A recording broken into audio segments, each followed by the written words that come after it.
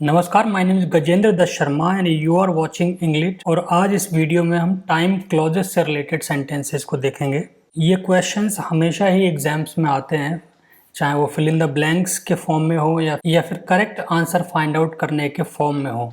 ये क्वेश्चन हर तरह के एग्जाम्स में, चाहे वो TGT, PGT, banking related exam हो या फिर एनडी और सीडीएस के हो, हमेशा ही टाइम क्लॉजेस के क्वेश्चंस आते हैं। So let's start this video.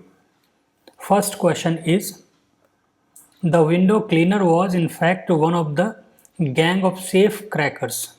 He hoped that while as a matter of fact shows continuation.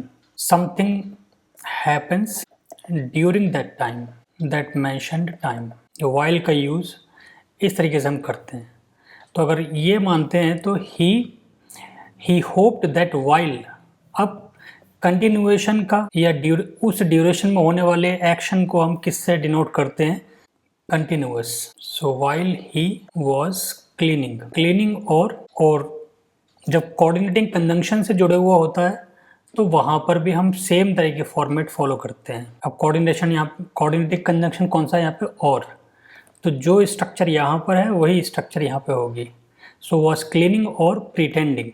He would be able to have a look at the same time while he was cleaning or pretending. Means both the actions are taking place or one thing is happening during the progression of other action. So यहाँ पे दोनों ही जगह क्या आ जाएगा? Continuous. Pretending to clean the windows. He would be able to have a look at the safe. Next question. The boys walked slowly for they knew as soon as as soon as से आप दो तरह की बातें समझ सकते हो। या तो one thing happens after the completion of other और one thing happened just after the other. तो अगर आप गैप समझते हो तो उसमें पास्ट परफेक्ट यूज कर सकते हो, और अगर बैक टू बैक एक्शन का अगर समझते हो तो उसमें सिंपल पास्ट यूज कर सकते हो। So as a matter of fact यहाँ पे दोनों ही पॉसिबिलिटीज़ हैं। एज सुन एज अगर हम इसको थोड़ा देर पहले मानते हैं, यानी अर्लियर एक्शन मानते हैं, तो पास्ट परफेक्ट का भी यूज करते हैं जब अर्लियर एक्शन हो। अर्लियर एक्शन यानी past, if we refer to the past, so past of past, earlier to the past of time speaking. जब हम बात कर रहे होते हैं, अगर पास्ट में बात कर रहे हैं, तो उससे पहले का जो एक्शन हो गया वो किस में चला गया? Earlier action, earlier past. और अर्लियर पास्ट किस में चला जाता है? पास्ट परफेक्ट में। तो अगर उसको मानते हैं तो यहाँ पे हैड फिनिश्ड यूज कर सकते हैं। और अगर back to back action, as soon as back to back action का भी सेंस देता है, तो फिर वहाँ पे सिंपली हम फिनिश्ड यूज कर सकते हैं। So the boys worked slowly for the knew that as soon as they finished one exercise the teacher would tell them to do the next. और as soon as they had finished one exercise the teacher would tell them to do the next. अब ऐसा भी नहीं है कि teacher बिल्कुल sir पे खड़ा है और जैसे ही उनका पेन रोका तुरंत दूसरा एक्सरसाइज दे दी, तो थोड़ा सा टाइम तो लगेगा ही। एक एक्सरसाइज के बाद में उसका इवैल्यूएशन होगा, फिर दूसरी एक्सरसाइज देगी, या फिर दूसरी एक्सरसाइज देने में भी थोड़ा सा टाइम लगेगा। तो उसको अर्लियर एक्शन भी हम मान सकते हैं और उसको बैक टू बैक एक्शन भी मान सकते हैं। दोनों ही कंडीशन में आपके दोनों आंसर्स ठीक हो जाएंगे। जहाँ तक इस क्वेश्चन का एग्जाम में आने का सवाल है, तो ये दोनों में से कोई एक ही ऑप्शन आपके पास आएगा। You need not worry about this. आपको सिर्फ ये याद रखना है कि एज सुन एज से आप दोनों ही अर्लियर पास्ट या अर्लियर एक्शन और बैक टू बैक एक्शन दोनों ही समझ सकते हो। Next question, I expected that Jack would be there when the train when से साइमल्टेनिटी का एक सेंस क्रिएट होता है, और जब साइमल्टेनिटी या फिर one action happening just after the another action, so दोनों सिमिलर टेंस में हो सकते हैं। Similar tense, we can easily use similar tense when there is a sense of simultaneity और one action happening soon after the other. तो वहाँ पे similar tense use कर सकते हैं। अब सिमिलर टेंस पहला क्या है? एक्सपेक्टेड, पास्ट है ये, तो यहाँ पर भी हम क्या है? Past, arrived. I expected that Jack would be there when the train arrived. अब यहाँ पे आपको लग रहा होगा यहाँ पे वुड क्यों नहीं, वुड के अकॉर्डिंग क्यों नहीं है? तो जितनी भी आपकी सबऑर्डिनेट क्लॉजेज हैं उनके टेंस को जितना सिंपल हो सकता है उतना रखा जाता है। सिंपलर फॉर्म और टेंस इज यूज्ड। ये जो कंडीशनल टेंस है इसको यूज नहीं करते, सिंपलर रख। तो सिंपलर यानी कि पास्ट, सिंपल पास्ट से शुरू हुआ तो सिंपल पास्ट ही उसको रखिए। Next question, some people say that a man should not think of marrying till. Tense कौन सा यूज किया जा रहा है? सिंपल, मतलब ये एक ऑब्जर्वेशन है, दिस इज ऑब्जर्वेशन। और ऑब्जर्वेशन किस में जाती है? प्रेजेंट में जाती है। टिल से क्या सेंस यहाँ पे हो रहा है? Complete, till he completes one thing, completed action. और कंप्लीटेड एक्शन किस में चला जाता है? परफेक्ट। अब परफेक्ट ऑब्जर्वेशन है प्रेजेंट में, परफेक्ट एक्शन कंप्लीशन है, तो फिर क्या हो जाएगा? Perfect present perfect. So till he has saved. Some people say that a man shouldn't think of marrying till he has saved up enough money to buy a house. अगर आप इसको simply ये कहते हो saves, तो time यहाँ पे infinite, time zone कैसा हो जाएगा? इंडेफिनिट हो जाएगा। तो इंडेफिनिट की तो बात नहीं चल रही, यहाँ पे है कि जब इतना पैसा सेव हो जाए मतलब कंप्लीट हो जाए। तो जब कंप्लीट हो जाए तो इसका मतलब perfect, perfect, or we are talking in present, so present perfect. So till he has saved up enough money to buy a house. Next question, we'll talk business when. We'll talk business, अब ये future है और ये subordinate clause है। Subordinate clause जो भी आपका principal clause है उससे सिंपलर रखा जाता है। Subordinate clause will be simpler. अब विल टॉक ओनली व्हेन अभी बताया पिछले सेंटेंस में कि सून आफ्टर या after the completion of one thing, completion of, ये यहाँ पे आफ्टर का सेंस भी ले सकते हो, after, when completion of an action. So when we have had dinner, will talk only when this action is complete but not during that. I never talk business at meals. So it is his principle not to have something, not to do some other thing while he takes dinner. So while he has had, we have had. तो यहाँ पे किसका? one thing is complete and only then he will do this thing. तो यहाँ पे after के बाद में भी क्या होता है? हमेशा sense of completion ही माना जाता है।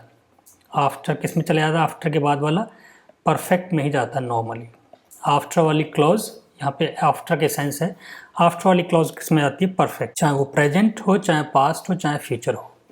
तो यहाँ पे हैव हैड। अब हैव यहाँ पे हमने रूट फॉर्म दी थी, रूट फॉर्म मतलब फाइनाइट फॉर्म। इसमें आपको क्या करना है? परफेक्ट। अगर परफेक्ट करोगे तो हैव तो हो गई प्राइमरी ऑक्सिलरी, और हैड क्या हो गई? हैव की जो रूट फॉर्म थी उसकी past participle. That's why it is have had rather than had. अगर हैड कर देते यहाँ पे तो वो हो जाती है सिंपल पास्ट। अब यहाँ पे सिंपल पास्ट नहीं करना, यहाँ पे परफेक्ट चाहिए हमें।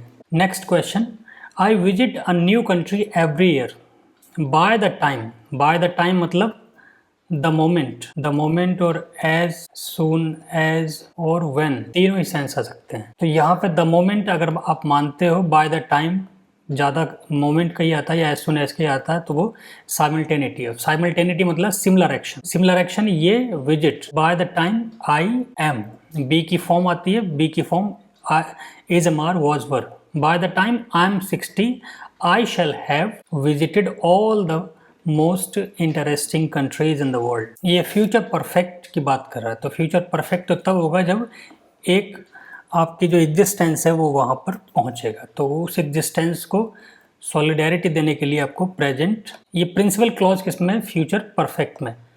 और उसके लिए by the time works as a conjunction, और ये क्या बनती है? आपकी सबऑर्डिनेट क्लॉज। सबऑर्डिनेट क्लॉज किस में रखी जाएगी? सिंपल ही रखी जाएगी। तो इसके लिए सिंपल क्या होगा? सिर्फ एम। बी की फॉर्म क्या होगी? Am. Next question, give this letter to your teacher as soon as. फिर यहाँ पे एज सून एज आ गया, तो अब गिव दिस लेटर किस में आ रहा है? प्रेजेंट में। एज सून एज है, साइमल्टेनिटी है एक्शन की, तो दोनों टेंस भी किस में होंगे? एक से ही रहेंगे। तो ये प्रेजेंट पे, तो ये भी प्रेजेंट पे रहेगा। As soon as you arrive at school, said his mother. अब ये मत सोचना कि सैड हिज मदर पास्ट में है, लेकिन ये क्या है? ये एक इन्वर्टेड कॉमाज में है, यानी कि रिपोर्टेड स्पीच है। रिपोर्टेड स्पीच का टेंस आप चेंज नहीं करते हो, जब आप इनडायरेक्ट में करते हो तब टेंस चेंज करने का क्वेश्चन बनता है। तो यहाँ पे जो रिपोर्टेड स्पीच के इंटरनल जो टेंस है वो ही वर्क करेगा। All right said the boy running out. I bet it will still be in his pocket when he gets home tonight.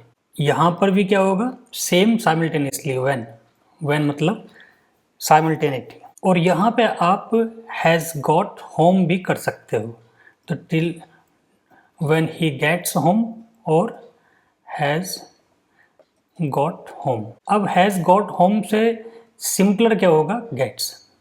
हम सबऑर्डिनेट क्लॉज जो है वो जितना सिंपल हो सकती है उतने सिंपल टेंस फॉर्म में रखना चाहिए, सिंपल और सिंपलर।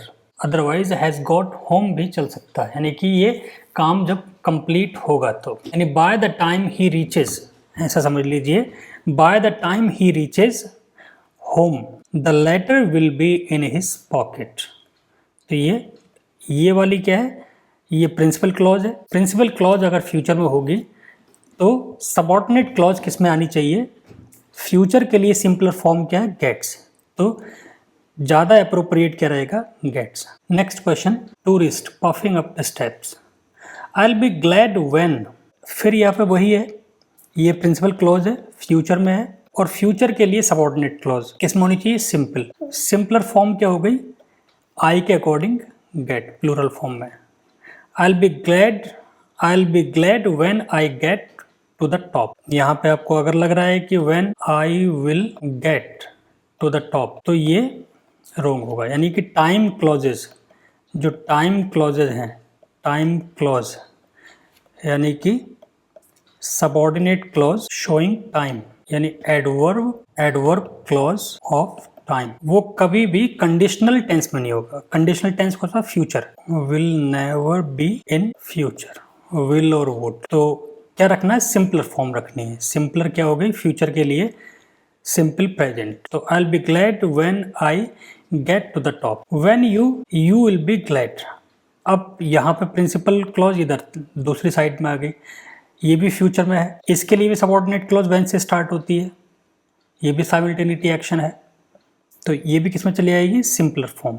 इसके सिंपलर फॉर्म क्या है, see. When you see the view you will be glad you made the effort. दोनों जगह आपका सिंपल प्रेजेंट ही हो जाएगा। Next question, he was determined to keep the two dogs apart because he knew the moment. The moment time of speaking क्या है, past. He was determined to keep the two dogs apart because he knew. Subordinate clause से start हो रहा है, because he knew that the moment, ये subordinate clause है। Past है तो पास्ट में, द मोमेंट भी किसको, साइमल्टेनिटी, पास्ट से किया है और सबऑर्डिनेट क्लॉज है, तो simple form of past will remain simple past. तो सिंपल पास्ट क्या है, saw. They saw one another, they would start bark. So that is all for now. Hopefully I was able to make you understand some of the nuances of time clauses. Like and share this video and subscribe to the channel for more of such videos. So like this video and share it among your friends who are also preparing for various competitive examinations. And also subscribe to the channel so that you don't miss these videos. Thank you so much.